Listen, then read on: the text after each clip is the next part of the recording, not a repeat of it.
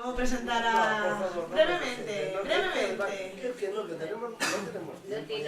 Un poquito. Nada, 5 líneas me vas a dejar. No, y el profesor Hernández León ha sido tan coqueto de decir, presente, yo soy más coqueto todavía, ¿no? Pues nada, compramos su deseo. Compramos su deseo. Nada, la ponencia, el último libro. Voy a hacer un poco, sus últimas obras son Remnants of Hegel, sale en 2018, Gastrosofía Divina, Tinsky-Bollet 2018, y la tercera edición de Filosofía de la Técnica de la Naturaleza de Abada 2018. Y bueno, nos va a traer una charla sobre logoiconoclasia y tecnoiconología. No hay manera, ¿verdad? Bueno, se acaba y se ve, ¿no? Bueno, y además... Estoy muy agradecido a Teresa, mi compañera, amiga de tantos años, y me siento un poco cohibido de tener aquí a profesores tan egregios como los que están en primera fila dispuestos a que al lujo, que haré lo que buenamente pueda. Como sabía que tenía muy poco tiempo, lo he escrito, pero intentaré que no sea solamente escrito, que vaya saliendo como buenamente se pueda, ¿verdad? Aunque insisto que la conferencia de la profesora Ayate ha sido tan rica que a lo mejor merecía más la pena. Lo han puesto por encima del ordenador. Ahora sí. Se ha apagado el giro. Claro. Lo han puesto por encima del ordenador. Ahora sí, ahora ya sí, ¿no? Lo han puesto encima del ordenador. Ya, pero es que no lo voy a usar todavía. Ah, vale. Bueno, el título es muy raro y es lo único que tiene interés en la conferencia, lo raro que es, ¿no? Luego lo explicaré. Bien, todos nosotros sabemos, porque se repite desde hace al menos 40 años y ya estamos aburridos de que se repita, y uno piensa en eso de don Luis Mejía a don Juan Tenorio, ¿no? Que por cierto, no lo dijo nunca, es una cosa que se ha venido repitiendo constantemente, pero no está ni en el Tenorio, ni está en Tirso Molino, no está en ninguna parte. Parece que está, en todo caso, en Corneille, y que alguien lo trajo del francés, más o menos, y ahora resulta que todos lo decimos, eso tan bonito de los muertos que vos matáis gozan de buena salud. No está, insisto, en el Tenorio, pero se repite siempre. Pues eso, el final de la galaxia Gutenberg. Pues parece que es difícil matarla a pesar de todo, ¿no? De todas formas, parece que poco a poco va efectivamente haciendo su penetración casi planetaria, la idea del final de la escritura y de la palabra, y por lo tanto el final de lo que podríamos llamar, y ya empiezo con palabras raras, porque la profesora Ollate habla en griego, pues yo hablo en palabras raras, lo que podríamos llamar una ontología onomástica, ¿verdad? De una ontología del nombre. Y hay un apotegma de Hegel, bien conocido, que dice, es decir, Namen davia denken. Es en el nombre donde nosotros pensamos. Interesante señalar que el profesor Vaz Plana, de tan querida memoria, ya se cuidó muy mucho de poner una nota en su excelente traducción para indicar que cuando Hegel dice es en el nombre, quiere decir que el nombre es el medio o el lugar en el cual nosotros pensamos y no el objeto del pensamiento. Es interesante porque cuando luego vamos a la ciencia de la lógica nos damos cuenta de una cosa verdaderamente curiosa, es que cuando está hablando del mismo, Hegel dice que en el ámbito físico el agua, está pensando en el arco voltaico, en la pila de Galvani, el agua es el elemento químico por excelencia porque es catalizador y a la vez capaz de separar aquello que aparecía como unido. Por ejemplo, el agua se separa en oxígeno e hidrógeno, como sabemos, ¿no? Pues bien, dice, y en el ámbito espiritual es el lenguaje. Eso es verdaderamente curioso, a saber, el lugar lógico del lenguaje en la filología hegeliana es el quimismo. ¿Por qué? Pues porque el quimismo deshace y a la vez junta modifica, ordena y articula algo que en principio parecía que estaba completamente fijo y compacto, a saber, una determinada intuición, la creencia habitual en las cosas duras y seguras, ¿no? Y el lenguaje lo que hace es no solamente corroer, sino a la vez también atraer, ¿verdad? Bueno, es verdad que eso está en Aristóteles, porque en Aristóteles está todo, como es obvio, ¿verdad? Es decir, las proposiciones lo que hacen es unir y separar constantemente. Y más bien, unir y separar a la vez, no una vez sí y otra vez no, porque incluso lo apofático justamente une aquello que a la vez separa. De ahí Hegel también sigue, ¿no? Y bien, parece que eso choca absolutamente con la idea habitual que nosotros tenemos, no solamente del nombre como un lugar, el lugar en el que los pensamientos y las cosas se dan, ¿no? Y por lo tanto, insisto, como algo puramente químico, no mecánico por una parte, pero tampoco teleológico por otra, sino el lugar en el que lo mecánico y lo teleológico juntan sus aguas. Digo, todo eso parece que choca con la idea vulgar que todos nosotros tenemos, y además que es verdad, del famoso iconic turn, ¿no? Es decir, del giro icónico, después del giro lingüístico, pues ahora vendría el giro de la imagen, según la cual todo sería imagen, y por lo tanto la idea misma de los nombres como tal, del lenguaje y sobre todo del lenguaje escrito, ¿verdad? Esto que podríamos llamar de nuevo con una palabra rara, una grapatontología, ¿no? Una ontología de la letra, ¿no? Pues parece que nada tiene que ver ni con Hegel ni con una galaxia que, como en el universo expansión, según Hubble, ¿no? Se está separando tanto de nosotros que ya podemos dejarla aparte, porque en el universo de los smartphones y demás aparatos inteligentes parece que el lenguaje, y sobre todo el lenguaje escrito, deja de tener sentido y que está, al contrario, sustituido por la imagen. Bien, pero entonces preguntémonos qué quiere decir Hegel con la imagen cuando habla de ella, ¿no? Obviamente en la filosofía del espíritu subjetivo, de la enciclopedia.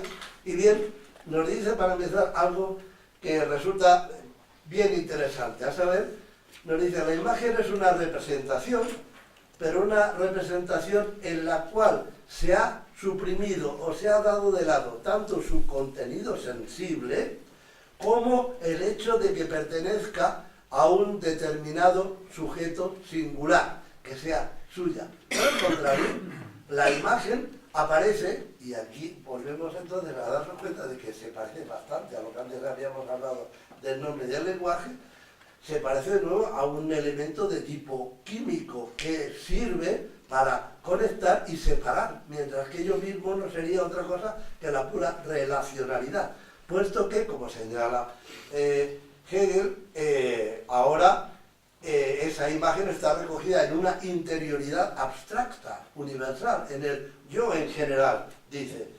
Y por eso señala, y aquí me parece interesante, la imagen es de suyo fugaz, y la inteligencia como atención, él está atento a lo que está ocurriendo, es su tiempo y también su espacio, su cuándo y su dónde. Si es la inteligencia la que en la imagen pone su propio tiempo y su propio espacio, eso implica ya una descoyuntar las representaciones habituales que tenemos de nuestra manera cotidiana de percibir y de vivir. Y de ahí la pregunta, la digo ahora rapidísimamente, la meto casi como un brulote, ¿no? Para el profesor Herman de León, y más bien para Papis Arulles, ¿no? A saber, Haris Papulles, perdón, para Haris, eso es.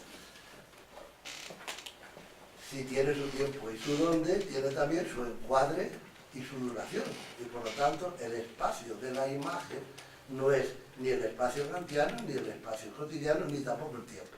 Por lo tanto tampoco es un Augenblick, ni un instante. Tampoco es la revolución por minuto de los fotogramas que permite hacernos la ilusión de que algo está durando como si fuera la propia vida y por lo tanto podemos entrar en ello.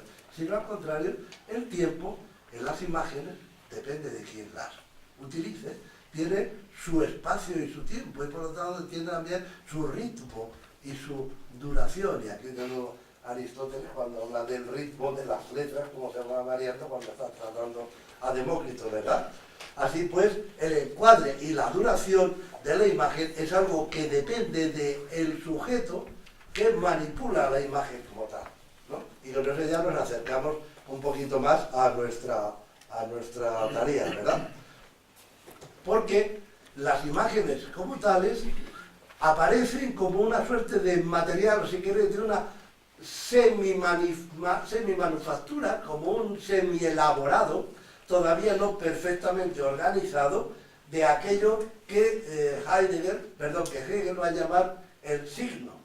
A saber, la absoluta desustanciación del contenido sensible de algo para sustituirlo por un contenido completamente diferente que ya no está en lugar de la cosa, sino que la absorbe por completo y le da otro sentido. ¿Cuál? El que le corresponde dentro de una determinada estructura lingüística o, en el caso de la imagen, dentro, por ejemplo, de una instalación, ¿verdad? Dice Hegel que el signo es una intuición inmediata que presenta un contenido enteramente distinto, enteramente al que ella tiene de suyo.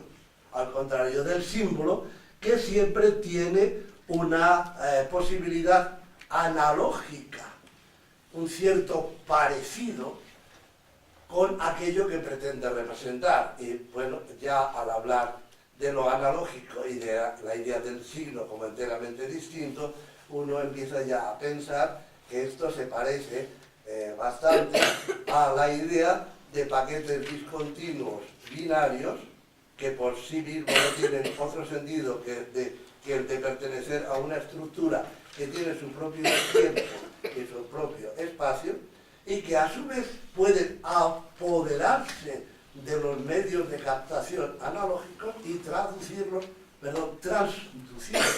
a través de la máquina a un sistema puramente sígnico convencional, con el cual es posible crear realidades, entre comillas, si queremos, virtualidades completamente nuevas, que es verdad que en última instancia tienen, digamos, eso que ha quedado ya tan lejos que parece como cuando Hegel habla de la religión, que nos deja unos jirones del pasado y una esperanza puramente brumosa, eso que llamamos lo sensible, ¿verdad? Pero ¿qué ha pasado? A través de tal cantidad de procesos que al final se convierte no en un simulacro, porque no simula siquiera nada, sino en una nueva realidad, como es el caso de la infografía en nuestros tiempos. ¿Y por qué? Si damos todavía un paso más adelante, nos señala que necesitamos del signo como puramente convencional, porque a través de una estructura que nosotros proyectamos sobre no la realidad, sino sobre las imágenes, podemos entonces construir un sistema sígnico que se superponga sobre el primitivo, ni siquiera el primitivo, el imaginífico, por así decir, de manera que nosotros podamos crear, digamos, un sistema absolutamente nuevo de comunicación que en última instancia sirve como si fuera un algoritmo o una máquina algorítmica para la traducción de cualquier tipo de lenguaje en otros lenguajes, ¿verdad? Por eso le llama Hegel a esto la memoria reproductora. Y dice que tiene y conoce la cosa en el nombre y con la cosa tiene y conoce el nombre sin intuición ni imagen. Eso me parece realmente importante. Podemos traducirlo enseguida. Es una alabanza, un poco extraña quizás para quienes añoramos quizás como la profesora Ollate, tan griega ella, que siempre añora los campos floridos, ¿no? A saber, esto es el imperio de las sombras. Está claro. La escritura alfabética convencional escrita. Eso es, en última instancia, es lo que está pensando Hegel. ¿Por qué? Porque permite la memoria reproductora.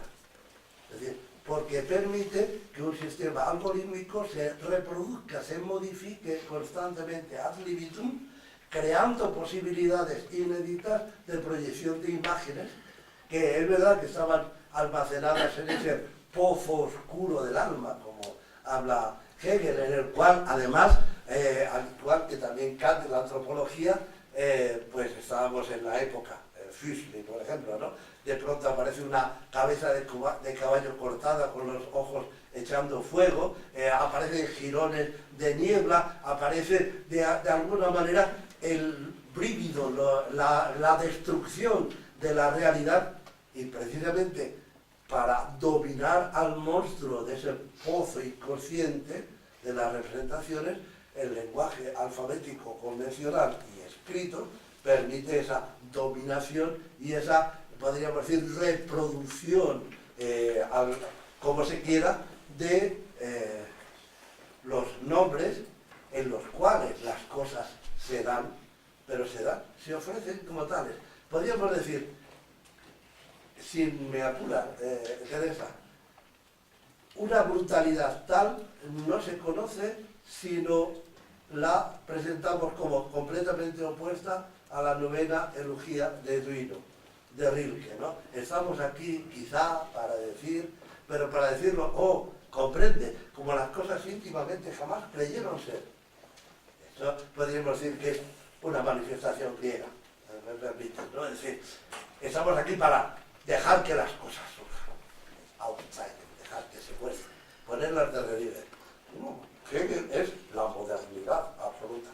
Estamos aquí para dominar a las cosas, evitar justamente ese monstruo que es un Auseinander-Sein, es un estar completamente fuera de sí mismo, ni siquiera tiene centro de gravedad, y por lo tanto aquí lo importante es quién manda.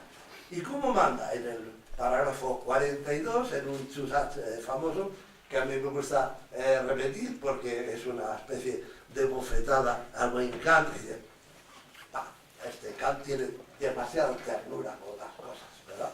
Y dice, los esfuerzos de los hombres están destinados en general a conocer el mundo, a adueñarse de él y someterlo, de modo que al cabo la realidad del mundo venga, por así decir, exprimida, y utiliza el término zerquest, la prematura edición literal de un zumo de naranja, y luego el resto se tira, la pulpa, o sea, idealizada. Así que la idealización del mundo consiste, como acabamos de ver, no sin cierta inquietud, al menos por mi parte, en el triunfo absoluto de lo que podríamos llamar, con términos más o menos actuales, y que por cierto Heidegger también utiliza en una edición de 1924, creo recordar, ontoaritmología. Es decir, el ente o lo ente se convierte en aritmoi, ¿no? En una serie numérica absolutamente convencional y arbitraria, pero de tal manera estructurada que puede reproducirse al libitum en las diferentes ocasiones en que podamos establecer regímenes de tipo sensorial, ¿verdad? Y si esto es así, entonces el último paso de todo esto, faltaría más, sería en la entronización del sujeto, es decir, la razón como tal dice que es la última negación de la inmediatez.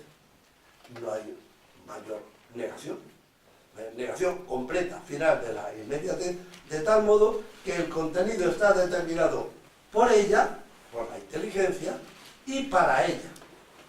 Es decir, no solamente lo determina por ella misma, sino que también lo hace para ella misma, es decir, se da a sí misma su presentación, su representación, ¿como qué? Pues como eso que llama Hegel segunda naturaleza, el espíritu objetivo, es decir, las instituciones sociopolíticas, el Estado moderno, el lugar, digamos, donde la maquinaria ha acabado, al menos tendencialmente, por traducir eso que llamamos mundo exterior en un sistema de signos. Y bien, menos mal, digamos, que gracias a Dios tenemos las imágenes, y entonces podemos estar contentos, ¿no? Nos quedan las imágenes y además estamos en el mundo de la imagen. De verdad estamos en el mundo de la imagen.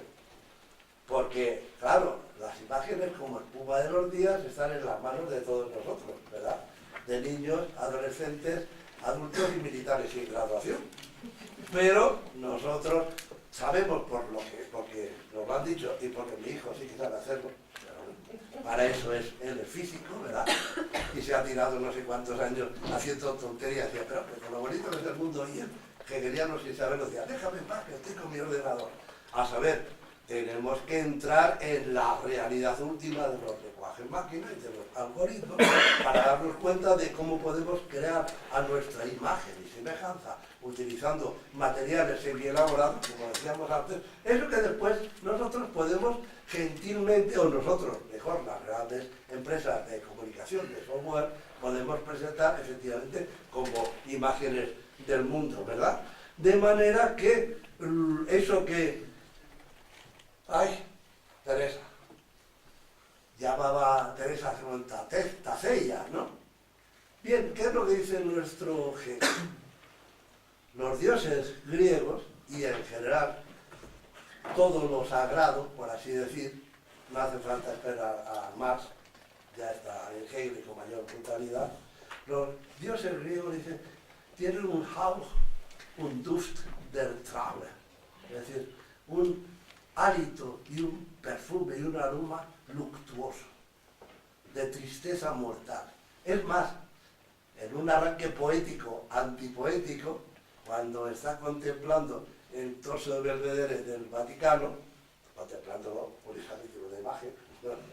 Porque Hegel no fue nunca a Roma, ¿verdad? Dice, ven ustedes que el torso está, también ahí tenemos, curiosamente, Rilke, todo lo contrario, ¿no?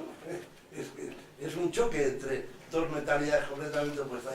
¿Se dan ustedes cuenta de que el torso está efectivamente torcido hacia un lado? De manera que si pudiéramos imaginarnos sus brazos, ¿cómo se extenderían? Veríamos que él se está despidiendo de todo eso. Farewell to all that. Despidiendo de la vieja Grecia. ¿Para qué necesitamos las imágenes si hay algo más interesante que prohibirlas? Es que los islamistas y tal, realmente son tontos, ¿no? No necesitamos prohibir las imágenes.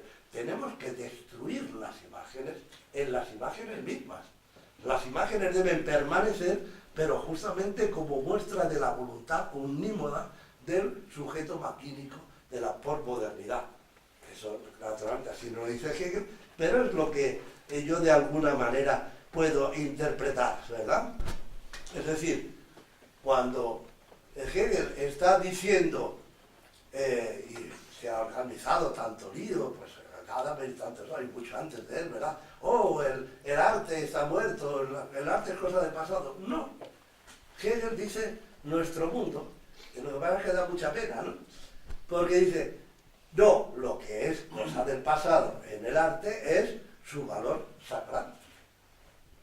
Es decir, el arte queda ahora como ornamento, como diversión, como arabescos. Parece que está pensando sin conocerlo. Casi por unos años no coincidieron, pero seguramente Hegel nunca lo habría leído, lo cual es una barbaridad. Bueno, porque no leía periódicos americanos, ¿verdad? Que está pensando en Edgar Allan Poe, ¿no? El cuento del arabesco, tal. Pero, ¿qué son esas imágenes, digamos, de arabescos, de ornamentos, de diversiones, sino ahora repetidas al infinito y al infinito malo, toda la serie de imágenes que nos pasamos constantemente a través de los distintos WhatsApp, de las redes sociales, ¿verdad? Sin saber en última instancia de dónde han surgido ni cómo se han construido, tampoco importa, porque lo que importa es exclusivamente esa distribución, esa rotación universal de imágenes sin sentido y que son efectivamente fugaces y que solamente muestran una cosa, la capacidad omnímoda del ser humano occidental al menos, para establecer una cortina de protección, un mecanismo de compensación contra las realidades últimas que él no conoce, ni siquiera quiere conocer, no está en grado de conocer, pero seguramente tampoco lo quisiera, porque se trata de una mera diversión, de una mera distracción. De modo que la creencia en los iconos, en última instancia, se nos ha convertido en algo así como una iconomanía, es decir, en algo que todos nosotros nos pasamos con objeto de estar al día, no sabemos qué significa muy bien eso de estar al día, y que en el mejor de los casos podría convertirse en una tecnoiconofilia, si me lo permitís, mucho más refinada, es decir, no sé cómo funciona la máquina, pero sí puedo traducir y modificar de tal manera las imágenes que esas sean significativas. Por ejemplo, no sé en absoluto, y casi si lo supiera sería mucho peor, ¿verdad? Parece que se ha cerrado. La máquina se ha enfadado, que es natural. ¿Verdad? No sé, ya estamos aquí, muy bien.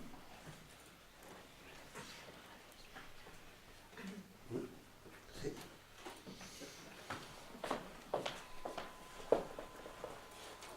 No sé lo que significa en absoluto la seguridad social. Tampoco quiero saber por qué hay tanta gente que no tiene, por ejemplo, su propia tarjeta sanitaria. No sé cómo es que se ve más o menos, ¿no? Ahora se verá mejor. Ponlo en grande. No sé por qué hay que establecer un método de copago, ni por qué las farmacéuticas son muchas cuando los genéricos son siempre iguales. Pero sí sé que si yo randomizo las tarjetas sanitarias de Madrid de enfermos de cáncer de la Seguridad Social, entonces tenemos una orogénesis de la Seguridad Social.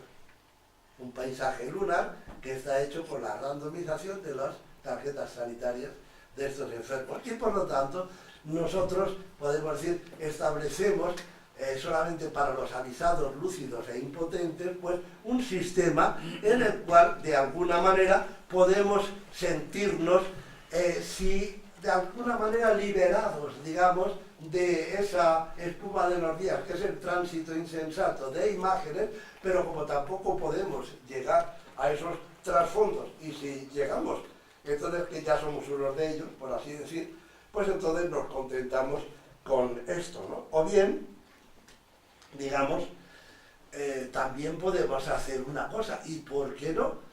Y si estas imágenes tan terribles, o los googlegramas del propio Fontcuberta, o la serie de On Translation de Antoni Muntadas, ¿verdad? ¿Por qué? Pues que hay otros lugares no hacen, por ejemplo, exposiciones de Antoni Muntadas. ¿Cuáles son los métodos políticos de represión de videoarte comprometido? ¿Verdad? Por ejemplo, los archivos de la policía secreta trabajados por Antoni Muntadas en un famoso file en el que va mostrando justamente los entresijos de por qué se le prohibió en Televisión Española presentar toda esa documentación cuando tenía hecha. Y entonces lo que hace es justamente presentar los archivos, ya que no puede presentar los contenidos. Pero entonces, esas imágenes tan terribles, bien que pueden servirnos para lo que decía nuestro buen Kant, que señalaba que es verdad que la belleza tiene que ser desinteresada, porque se trata de formas naturales que simplemente permiten, eso es una satisfacción, un bon de Fallen, ¿no? Con independencia de la existencia de la cosa. Pero añade algo que algunas veces no se nota tanto y que no deja de ser inquietante, a saber, pero hay obras, sobre todo obras humanas, obras artísticas, en las cuales es verdad que el artista en sus creaciones no tenía ningún interés en presentarlas, ni tampoco el espectador, pero que producen interés. No es que ellas mismas sean interesantes, sino que lo crean. Y esos intereses, dice Kant, corresponden a bellos sentimientos morales, correspondientes al alma bella, lo dice en ese mismo parágrafo 42, ¿verdad?, de la crítica del juicio, que es un pródromo a la moralidad, y nosotros podríamos decir también al orden establecido, al orden político. Esas imágenes, de nuevo, puesto que no permiten sino tener bellos sentimientos morales, pueden hacer que desviemos nuestra atención de un mundo que apenas comprendemos y que nos asquea, y sin embargo busquemos refugio en lugares perdidos, como ocurre en las imágenes primeras, por cierto, bien interesantes, analógicas y cámara en mano. Y el hombre se estuvo 3 días en el desierto, ¿no?, cuando estaba imbuido de sufismo islámico, ¿verdad?, Chot el-Djerid, de 1979, o del budismo zen, ¿verdad? Como siempre, sabéis, no hace falta ya indicarlo, para que Papulias no se nos enfade, presento las imágenes fijas, pero lo interesante de las imágenes es que, por ejemplo, de esta piedra que aparece en un desierto completamente desolado y tal, van surgiendo poco a poco hombres y niños que al final la rodean entre todos y hacen algo así como un homenaje a la tierra a partir de ese peñasco que sería un poco el centro del universo y que curiosamente no deja de recordarnos a la idea judaica de poner piedras sobre un sepulcro, ¿no?, como en el falso sepulcro de Benjamin el Porbu, ¿no?, ¿verdad? Así pues, primer sueño de 1981 en Japón, ¿verdad? Un sucedáneo espiritual, si es que no un remake, que se llega a extremos exacerbados en las producciones de Viola a partir del año 2000, y no me parecen casuales que sean a partir de este año, el año 2001, el año 2002, como una especie de, casi podríamos decir, rearme moral de la buena conciencia americana zarandeada justamente por los ataques del terrorismo islámico. Es en estos momentos cuando él, a través de una beca muy generosa, se desplaza a Italia durante 3 años y en ella se dedica a hacer, por así decir, remakes actuales y actualizados de grandes cuadros del Renacimiento italiano, normalmente del 480, aunque el primero que vamos a ver es de los italianos, es Flamenco Reyes van der Weyden, y las figuras que en ella se presentan no dejan de ser representativas en sus vestidos y en sus actitudes de la gente, de la buena gente cotidiana norteamericana, ¿no? Por ejemplo, aquí tenemos el Deep Passions, ¿no? Bueno, 5 minutos solo, Dios mío. Sí, está claro, pero fijaros, si esto es Roger van der Weyden, ya lo había puesto porque era el Napoleón, pero querido José Miguel, ¿qué es lo que aquí aparece? ¿Qué fecha tiene esto? 2001. ¿Qué es lo que aquí aparece? Bomberos. ¿Y qué tienen los bomberos alrededor? Cascotes. Los bomberos del Lower Manhattan.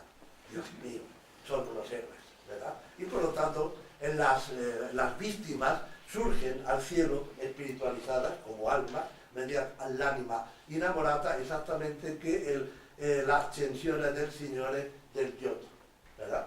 De nuevo, una idea bastante relamida, por cierto, de esta, digamos, transfiguración moderna de aquello que hemos perdido, pero que podemos ahora recuperar a través de las imágenes y que permiten la unción. Julio antes había hablado, el profesor Martínez Calzón, de misticismo laico. Nada más místico laico que la unción. Yo lo he visto en casi todos los sitios que los que he visto por de Bilbao y Ola, de buenos burgueses con sus niños, que ya quisiera uno que estuvieran así de, digamos, más que ungidos, arrobados, como si estuvieran en un oficio divino, ultra divino, ¿verdad?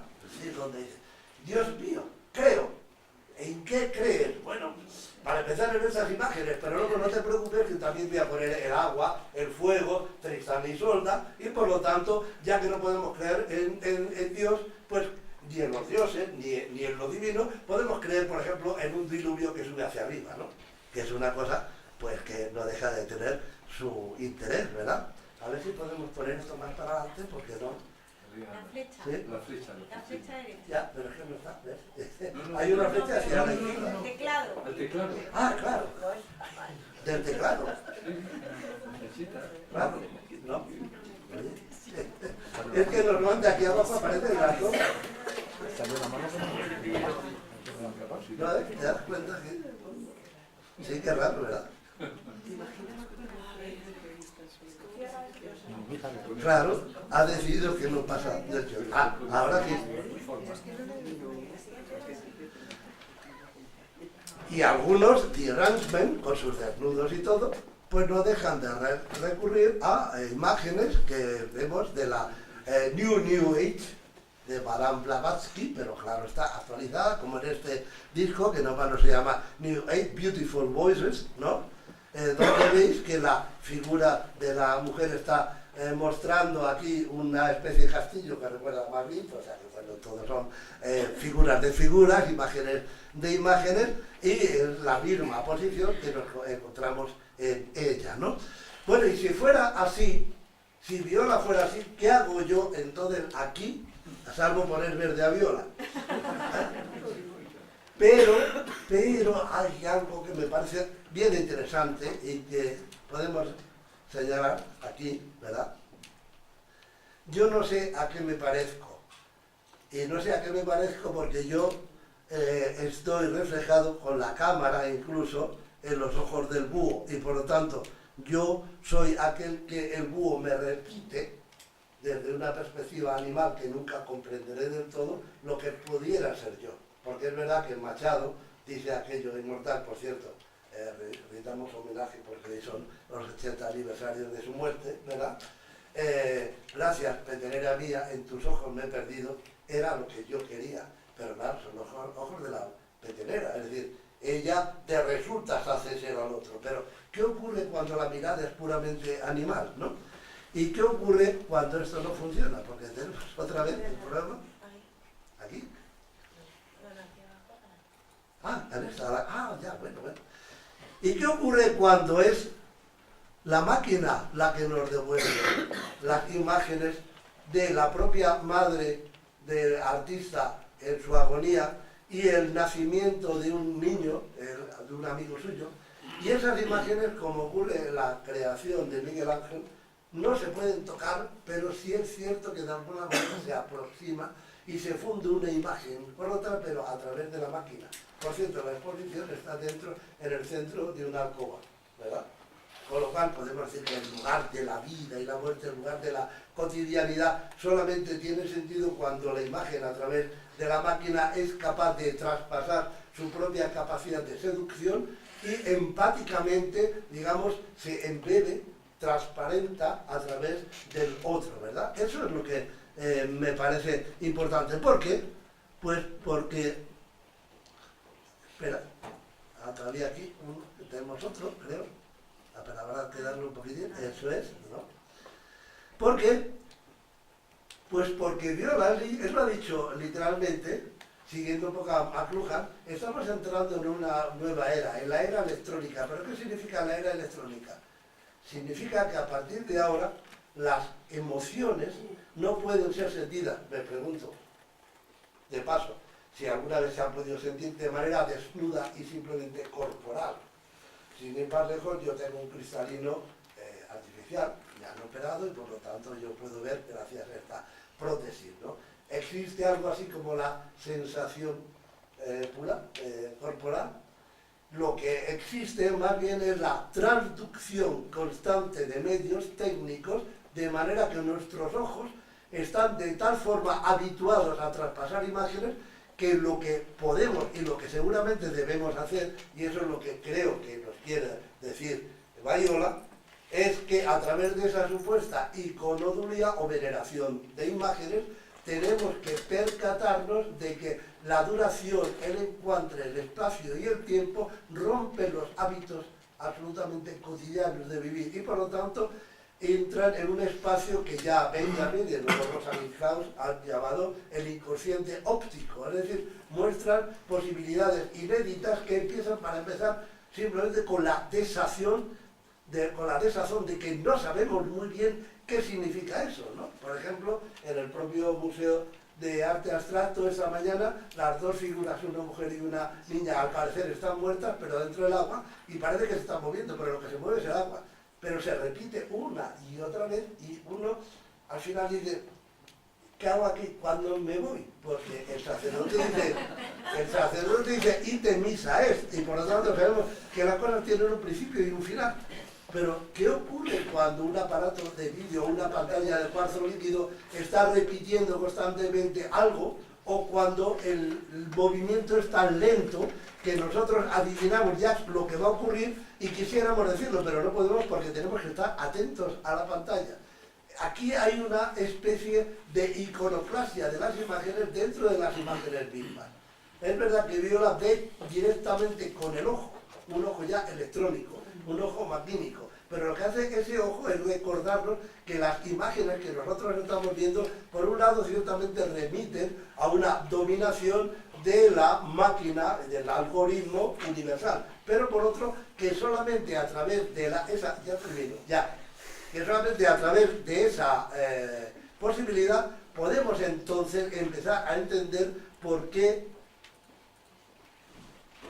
esta persona que surge de una tumba de mármol es subida, elevada por una cascada que va efectivamente hacia arriba, y a la mente viene inmediatamente sobre el tratado del teatro de las marionetas de Kleist, o porque las figuras, como estábamos viendo, ya esta es la última, que no está terminando, presentan cuerpos purificados a partir de su destrucción y su modificación constante, como ocurre, por ejemplo, en la escenografía magnífica, por otra parte, de Tristán e Isolda, donde todo, en última instancia, es una suerte de bacanal del fuego y de la sangre, de purificación a través del amor, que rompe cualquier tipo de agarradera que pudiéramos tener en la vida cotidiana y que nos desvía hacia modos de sentir pensante que, digamos, eran inéditos hasta ahora y que han sido logrados a través de la máquina. Si esto es así, entonces Hegel y Viola están de alguna manera unidos en una misma cruzada. Mortificación de lo sensible no significa huir a no sé qué espacios, sino al contrario, ver cómo esas supuestas imágenes que permiten la cotidianidad son a su vez modos de distracción absoluta de posibilidades inéditas de otra manera de vivir, de pensar y de sentir. Muchas gracias.